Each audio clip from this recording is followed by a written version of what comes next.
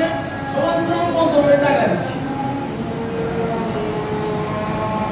আপনার ডায়াবেটিসটা শুকিয়ে যাবে, শুকিয়ে যাওয়ার পরে আপনি এবার কি করবেন? আস্তে আস্তে কমে পাটা বছর শুকিয়ে যাবে, এবার আপনি মেশিন চালাবেন। আপনাকে সাবেক অর্থনৈতিক কর্মকাণ্ডে ফিরে নিয়ে আসবে, এটা বলে রিহ্যাবিলিটেটিভ স্টেজ। সরকার কিডনি রোগী, ডায়াবেটিস রোগীর উপর টাকা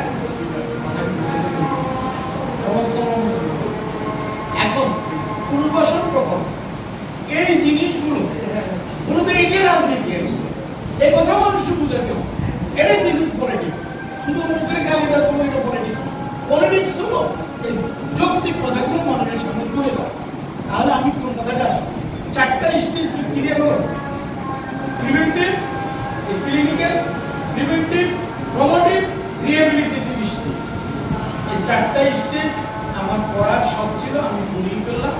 এবার আমি যাব আমরা কেন লাইফ লং কাজ করব, চিন্তা আছে না? এইটা আমি আলোচনা করব। আমাদের বডিতে রোগ 2 ধরনের। কয় ধরনের? হ্যাঁ শোনেন, আপনাদের কিন্তু খাবারের ব্যবস্থা আছে, আপনার অস্থির হয়ে যান।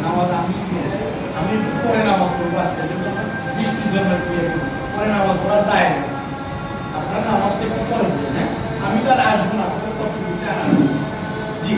তাহলে আমরা রোগ কয় ধরনের? প্রধানত 2 ধরনের।